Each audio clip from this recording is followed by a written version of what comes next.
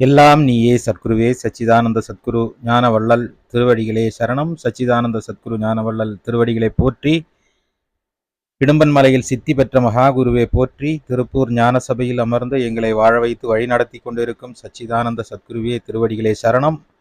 அனைவருக்கும் வணக்கம். நான் திருப்பூர் ஞான சபையில் இருந்து சூர்யா சீடன். அன்பு உறவுகளே, எல்லோரும் நலமாக இருக்க வேண்டும் என்கிற பிரார்த்தனையோடு, ஆழமான நம்பிக்கையோடு உங்களுக்காக பிரார்த்தனை செய்து கொண்டு இருக்கிறோம். நீங்களும் நன்றாக இருக்கிறீர்கள் என்று நிறையா அழைப்புகள் எங்களிடம் சொல்லிக் கொண்டிருப்பதை கேட்கும் பொழுது ரொம்ப மகிழ்ச்சியாக இருக்குது. ஓம் நற்பவியோடு இணைந்து பயணித்து கொண்டிருக்கும் அனைவருக்கும் நன்றி. தொடர்ந்தும் ஓம் நற்பவி யூடியூப் சேனலை பாருங்கள், நண்பர்களுக்கு பகிருங்கள். சப்ஸ்கிரைப் பண்ணாமல் பார்க்குறவங்க சப்ஸ்கிரைப் பண்ணுங்க. உங்கள் நண்பர்களையும் இந்த காணொளிகளை பார்ப்பதற்காக கூட்டிட்டு வாங்க. நாம் பெற்ற இன்பம் வையம் பெற எல்லோருக்கும் இந்த செய்தியை கொண்டு போய் சேர்க்கலாம். நம் வாழ்க்கையில் இன்னல்கள், கஷ்டங்கள், கடன் பிரச்சனைகள் தீர்ந்து மகிழ்ச்சியோடு வாழ்வதற்கு நம்மை நாமே அறிய வேண்டும், தெரிந்து கொள்ள வேண்டும் என்கிற அவசியம் இருக்கதால் நீங்களும் வாருங்கள், நண்பர்களையும் அழைத்து வாருங்கள். இறைவனோடு கணக்கன்பட்டி பழனிசாமி சுவாமிகள் என்கிற மகா சித்தரோடு பயணிக்கலாம். நம் வாழ்வில் முன்னேற்றங்களை உருவாக்கி தருவதற்காக இறைவன் நம்மோடு வாழ்ந்து கொண்டிருக்கிறார்.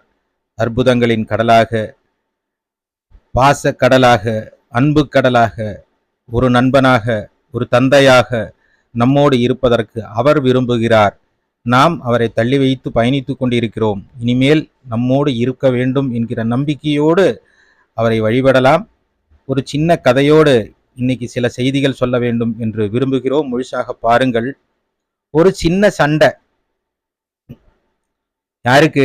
புலிக்கும் பன்னிக்கும் ஒரு சின்ன சண்டை. சண்டை என்னன்னு தெரியுமா? பன்னி சொல்லுது புல்லெல்லாம் நீல நிறத்துல இருக்கிறது. சிங்கம் சொல்லுது இல்ல, புல்லெல்லாம் பச்சை நிறத்தில் இருக்கிறது. சின்ன சண்டை பெருசாகுது. இது அரசனிடம் இந்த சண்டை வந்து சேருகிறது. அரசன் அழைத்து கேட்கிறான், என்ன பிரச்சனை? பன்னி உடனே சொல்லிருச்சு, அரசரே, புல்லு நீல நிறத்தில் தானே இருக்குது, இந்த புலி அது பச்சை நிறத்தில் இருக்குது அப்படின்னு சொல்லுது. உடனே அரசன் தீர்ப்பு சொல்லுகிறார், ஆமாம், புல்லெல்லாம் நீல நிறத்தில் தானே இருக்கிறது, பிறகு ஏன் பச்சை நிறத்தில் இருக்குது என்று புலி சொல்லுகிறார். உடனே புலி, அரசனே என்ன சொல்றீங்க அப்படின்னு கேட்கும்போது பன்னி சொல்லிச்சு, இல்ல, பொய் சொன்னா, இவனை தண்டியுங்கள். உடனே அரசன் தீர்ப்பு சொல்லிட்டாரு, புலி பொய் சொன்னதுனால 2 வாரங்கள் வாய் திறந்து பேசக்கூடாது. தீர்ப்பு வந்துருச்சு. புலிக்கு தண்டனையும் கிடைச்சிருச்சு. புலிக்கு ஒரே ஆச்சரியம், என்னடா இது, நம்ம சொன்னது உண்மைதானே, புல்லு பச்சை நிறத்துல தானே இருக்கு, இருந்தாலும் அரசனிடம் ஒரு முறை கேட்டு பார்க்கலாம், ஏன் உண்மை சொன்ன என்னை தண்டித்து விட்டீங்க, பொய் சொன்ன பன்னியே தண்டிக்காம விட்டீங்க அப்படின்னு ஒரு கேள்வி கேட்கலாம் என்று அரசனிடம் கேட்கும்போது அரசன் சொன்னார், நீ பொய் சொன்னதுக்காக உனக்கு தண்டனை தரல, நீ தேவையற்ற நபரிடம் வாயை கொடுத்ததனால் தான் உனக்கு தண்டனை. பன்னி அறிவு கட்டத்தனமா புல்லு நீலை என்று சொல்லுகிறது, அவனோடு போய் நீ சண்டை போடுவது எதற்கு? அவனுக்கு அறிவில்லாம பேசிட்டான், அவன்கிட்ட நீ ஏன் போய் பேசிட்டு இருக்க? சாமி, இது நம்மளுக்கு இறைவன் சொல்லி கொடுத்த ஒரு பாடம். பல பிரச்சனைகளும் இப்படித்தான். நம்மளை நோக்கி சில பேர் சீறுவார்கள், சில பிரச்சனைகளை தூண்டி விடுவார்கள், சில பொய்யை சொல்லி அதுதான் உண்மை என்று நிரூபிக்க முயற்சி செய்வார்கள். நம்மோடு நியாயம் பேச வரவர்களிடம் அந்த பொய்யை மீண்டும் மீண்டும் சொல்லி நம்மை குற்றவாளியாக்க முயற்சி செய்வார்கள். நாம் அதை கண்டு கொள்ளக்கூடாது. தேவையற்ற பிரச்சனைகளை நாம் சுமந்து கொண்டு செல்லும் பொழுது மனக்குழப்பங்கள், மன உளைச்சலை தான் உருவாக்கும் என்பது இந்த கதை மூலமாக நமக்கு சொல்லப்படுகிறது. நாமும் அப்படித்தானே இருக்கிறோம். தேவையில்லை அந்த பிரச்சனை, புல்லு நீல நேரமா சரி, ஏன்னா பண்ணி அதை நிரூபிக்கிறதுக்காக எந்த விதத்திலையும் இறங்கி சொல்றதுக்கு தயாராக இருக்கிறதா தான் இந்த கதை தெரியுது இல்லையா? அது அப்படித்தான், உலகம் அப்படித்தான் இருக்குது. உண்மையை நம்பும் உலகம் இந்த உலகம் அல்ல. உண்மையை நம்பக்கூடிய சில இறை பக்தியுடையவர்கள் மட்டும்தான் இருக்கிறார்கள். நாம் தேடுவ இடத்துல எல்லாம் இந்த உண்மை சொல்லக்கூடிய நபர்களை தேடி கண்டுபிடிக்க முடியாது. இதனால் மன உளைச்சலில் இருக்கும் பல பேரும் இந்த கதையை கேட்டுக்கொண்டு மன உளைச்சலிலே இருந்து வெளியே வாருங்கள். நீ அனுபவிச்சது கர்மவினை. இனிமேல் தேவையற்ற நபர்களிடம் வாயை கொடுத்து வேதனைப்பட வேண்டாம் என்பதுதான் செய்தி. யோசிச்சு பாருங்க, ஏன் இந்த கதைகளை தொடர்ந்து சொல்லிட்டே இருக்கேன் அப்படின்னு ஒரு கேள்வி வரும். அந்த கேள்விக்கு பதில், இந்த கதைகள் பல பேருடைய வாழ்க்கையிலேயும் நடந்து கொண்டிருக்கிறது என்று நீங்கள் இன்று சொன்ன செய்தி என்னை பற்றி தான் பேசி இருக்கிறீர்கள் என்று பல பேரும் என்னை அழைத்து பேசுவார்கள். அது கேட்கும் பொழுது இந்த செய்தியை சொன்னதால் நான் மகிழ்ச்சி அடைவேன். மீண்டும் அடுத்த செய்தி சொல்லுவதற்கு அது காரணமாக அமையுது. கமெண்ட்ல சொல்லுவாங்க, சாமி இது நீங்க எனக்காக சொல்லியிருக்கீங்க, என்னுடைய வாழ்க்கையை சொல்லியிருக்கீங்க. உண்மைதான், சில பேருடைய வாழ்க்கையில் நடந்த சம்பவங்கள் தான் கதையாக மீண்டும் நம்ம முன்னால் வருகிறது. அன்பு உறவுகளே, மாற்றத்துக்காக நாம் மாறுவோம். மாற்றம் ஒண்ணுதான், மாறாதது. மாறிக்கிட்டே இருக்கும் உலகத்தை பார்த்து நாம மாறாம அதுக்கு மாறாக நேரான பாதையில் நாம் மாறி செல்லலாம். பொய் மட்டும்தான் சொல்லுவேன்னு நினைக்கிறவனே போய் இல்ல நீ உண்மையை சொல்லு, இதுதான் உண்மையை சொன்னா சொல்லுவானா? சொல்ல மாட்டான். ஏன்னா நான் யாருன்னு தெரியுமா அப்படிங்கிற ஆணவத்தோட அவங்க இருக்கிறாங்க. அதை திருத்த முடியாது. அதனால நம்ம வழி மாறி நல்ல பாதையில் நம்ம பயணிப்பது நம் வாழ்க்கைக்கு வெற்றியாக இருக்கும், நல்லதாக இருக்கும். ஒரு அன்பான கோரிக்கை, அன்பு உறவுகளே, ஜூன் மாசத்துல பள்ளிகள் எல்லாம் துறக்கப்பட போகிறது. எல்லா ஆண்டும் நற்பவி மூலமாக, ஞானசபை மூலமாக பள்ளி குழந்தைகளுக்கு படிப்புக்கு தேவையான பொருட்களை உதவியாக செய்யும் வழக்கம் நற்பவி தொடர்ந்து செய்து கொண்டிருக்கிறது. இந்த முறையும் அது செய்வதற்காக விரும்புகிறோம். எங்களிடம் சிறிய நிதி இருக்கிறது. அண்ணன் உபேந்திரன் அவர்கள் அந்த நிதியை முதல்லயே கொடுத்து வைத்திருக்கிறார். அது அப்படியே இருக்குது. மீண்டும் யாரேனும் உதவி செய்ய விரும்பினால் நிறைய குழந்தைகளுக்கு கொடுப்பதற்கு அது வாய்ப்பாக அமையும். அது ஒரு வீடியோவாக பதிவு பண்ணலாம் என்று யோசனை செய்கிறேன். ஏன்னா கொடுக்கறது யாருக்கும் தெரியக்கூடாது அப்படின்னு சொல்லுவாங்க. பகவானும் அப்படித்தான், விரும்புகிற ஆள் அல்ல. கொடுத்துட்டு போயிரு, அதை கதையா சொல்லிட்டு இருக்க கூடாது என்பது இறைவனுடைய விருப்பம். அப்படித்தான் நம்ம இதுவரைக்கும் செஞ்சுட்டு இருக்கோம்.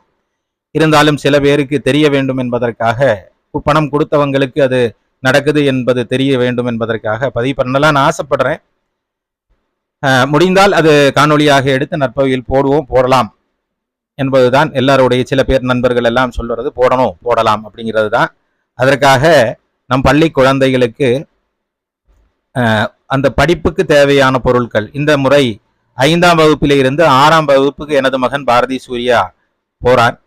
அவனை அரசு பள்ளியில தான் சேர்க்கலாம் என்று முடிவு செய்திருக்கிறேன்.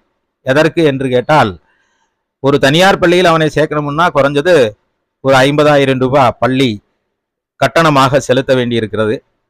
அந்த பணத்தையும் பயன்படுத்தி அரசு பள்ளியில படிக்கிற குழந்தைகளை தானே, அவங்களும் படிக்கத்தானே செய்கிறாங்க.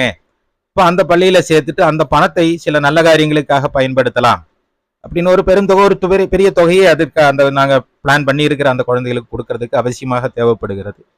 உங்களால் முடிஞ்ச உதவிகளை செய்வதற்கு எங்களை அழைக்கலாம். இந்த வங்கி கணக்கம் மூலமாகவும் விரும்பினால் நீங்கள் செய்யலாம். உதவி செய்கிறது என்பது நம்மளுடைய கர்ம வினைகளை தீர்ப்பதற்கான ஒரு வழி என்பதை நீங்கள் அறிவீர்கள். அதை போலதான் குழந்தைகளுக்கு உதவியாக செய்யும் பொழுது அடுத்த தலைமுறைகளை சரியான பாதையில் அழைத்து செல்வதற்கு நம்மளுக்கு ஒரு வாய்ப்பாக அமையும். உங்களால் முடிஞ்ச உதவிகளை நீங்கள் விரும்பினால் செய்வதற்கு எனது தொடர்பு எண்ணிலேயோ அல்லது இந்த திரையில் தெரியும் வங்கி கணக்கிலேயோ நீங்க செலுத்தி அந்த செயலை செய்வதற்கு உதவி செய்யலாம். கட்டாயமெல்லாம் ஒன்றும் கிடையாது. விரும்புகிறவங்க செய்யலாம். விரும்புகிறவங்க இந்த செயலுக்காக என்னோடு இணைந்து பயணிக்கலாம். கொஞ்சம் தயார் நிலையில் உண்டு.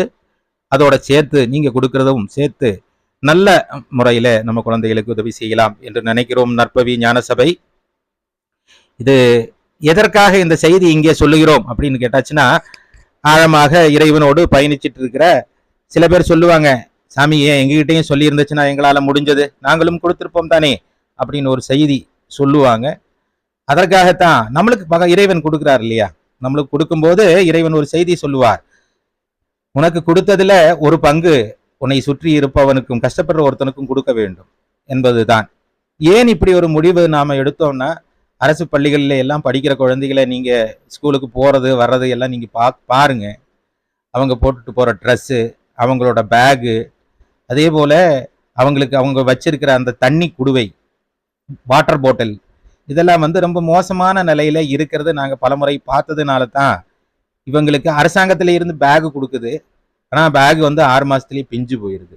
நல்ல பேகு கொடுக்கறது இல்ல. அதே போல சில விஷயங்களை எல்லாம் நம்மளால முடிஞ்சது நம்ம அடுத்தவங்களுக்கு உதவியா செய்யறோம். ஒரு பேக் வாங்கி கொடுத்ததுக்கு உதவி செஞ்சாச்சுன்னா போதும். ஒரு 500 ரூபாய் ஒரு நல்ல பேகுக்கு தேவைப்படுகிறது. 600 ரூபாய், 500 ரூபாய், 600 ரூபாய் ஒரு பேகுக்கு செலவாகும். அதே போல அவசியம் இந்த வாட்டர் பாட்டில் அப்படின்னு சொல்லுவாங்க, தண்ணி குடுவை. அது பிளாஸ்டிக் வாட்டர் பாட்டில் எடுத்துட்டு போவாங்க. அந்த பிளாஸ்டிக் வாட்டர் பாட்டில் என்பது உடலுக்கு நல்லதல்ல என்பதை அரசாங்கமும் மருத்துவர்களும் சொல்லுகிறார்கள். ஆனால் நம்ம குழந்தைகளுக்கு இப்போ 300 ரூபாய், 350 ரூபாய், 400 ரூபாய் வருது ஒரு சில்வர் தண்ணி குடுவை. அது வாங்கிட்டு போறதுக்கு உண்டான வசதி இல்லாத குழந்தைகளுக்கு அது வாங்கி கொடுக்கும்போது அந்த குடுவையில ஒவ்வொரு முறையும் அந்த குழந்தைகள் அந்த நீர் அருந்தும் போது இறைவன் எவ்வளவு மகிழ்ச்சி அடைவான் என்பதை நீங்கள் யோசிச்சு பாருங்கள். நம்மால நிறைய செய்யறதுக்கு வாய்ப்பில்லை, இருந்தாலும் நம்மளால முடிஞ்சது ஒரு சின்ன தொகை அதற்கு கொடுப்பதற்கு முயற்சி செய்யுங்கள். விரும்பினால் செய்யுங்கள்.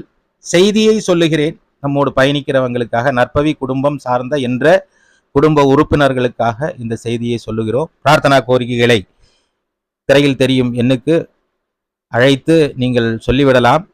அது முடிஞ்ச அளவுக்கு நீங்க வாட்ஸ்அப்ல வாய்ஸ் மெசேஜா கொடுத்தாச்சுன்னா நல்லா இருக்கும். நம்மளோட வாட்ஸ்அப் குரூப்ல இணையணும் அப்படின்னு நினைக்கிறவங்களும் அந்த வாய்ஸ் மெசேஜை கொடுத்தாச்சுன்னா இணைச்சு விடுவோம். உங்களோட பேரு, நீங்க எந்த பகுதியில இருந்து பேசுறீங்க, உங்களுடைய தேவை என்ன, உங்களுக்கு பிரார்த்தனா கோரிக்கை என்ன, இதை முழுசாக சொல்லிவிட்டால் நாங்கள் அதை உங்களையும் குழுவில இணைத்து பயணிப்பதற்கு விரும்புகிறோம். நம்ம பிரார்த்தனா குழு என்பது பெரிய கட்டுப்பாடோடு செயல்பட்டு இருக்கிறது. அதுல வாய்ஸ் மெசேஜை தவிர்த்து வேற எந்த பதிவுகளும் போடுவதற்கு அனுமதிப்பதில்லை. அவசர பிரார்த்தனா குழுவாக இன்று வரையும் செயல்பட்டு கொண்டிருக்கிறது. புகைப்படங்களை போட்டாச்சுன்னா குரூப்ல இருந்து நீக்கிடுவாங்க. அதுதான் அந்த குரூப்பினுடைய கட்டுப்பாடுங்கிறது. இறைவன் இருந்து தனது காதால் அங்க பேசக்கூடிய செய்திகளை கேட்டுக்கொண்டிருக்கிறார். ஏராளமான பக்தர்களுக்கு இறைவன் அவர்களின் தேவைகளை பூர்த்தி செய்யும் ஒரு இடமாக நமது நற்பவி குடும்பம் இருக்கிறது என்பது நீங்களும் அறிவீர்கள். எங்களோடு பயணிச்சு வரும் அன்பு சொந்தங்கள் அனைவருக்கும் நன்றி இன்னொரு முறை தெரிவித்துக் கொள்கிறேன். உங்களுடைய விருப்பங்களை, உங்களுடைய நன்கொடைகளை திரையில் தெரியும் எண்ணுக்கு அழைத்து பேசி கொடுக்கலாம். இல்லை என்றால் வங்கி கணக்கில் செலுத்தலாம். பிரார்த்தனா கோரிக்கைகளை வாட்ஸ்அப் நம்பரில் வாய்ஸ் மெசேஜாக போடுங்கள். மீண்டும் ஒரு நல்ல காணொளியில் உங்களை சந்திக்கிறேன். ஒரு முறை மீண்டும் யோசிச்சு பாருங்கள். நல்லது செஞ்ச நான் தண்டிக்கப்பட்டேன், நான் தப்பு செய்யலையே, இருந்தாலும் ஏன் எனக்கு தண்டனை அப்படின்னு ஒரு கேள்வி. அந்த கேள்விக்கான பதில் தான் முதலில் நான் சொன்ன கதை. நீங்க தப்பு செய்யலதான், ஆனா ஒரு தப்பு நீங்க செஞ்சீங்க. தேவையற்ற நபரோடு தொடர்பு வச்சது தப்பு. அந்த தப்பு இனிமேல் செய்யக்கூடாதுங்கிறதுக்காகத்தான் சின்ன ஒரு கொட்டு, அந்த கொட்டு தான் 2 வாரம் வாயை திறக்க கூடாது என்று பகவான் சொன்னது. மீண்டும் சந்திக்கலாம். நன்றி. நற்பவி.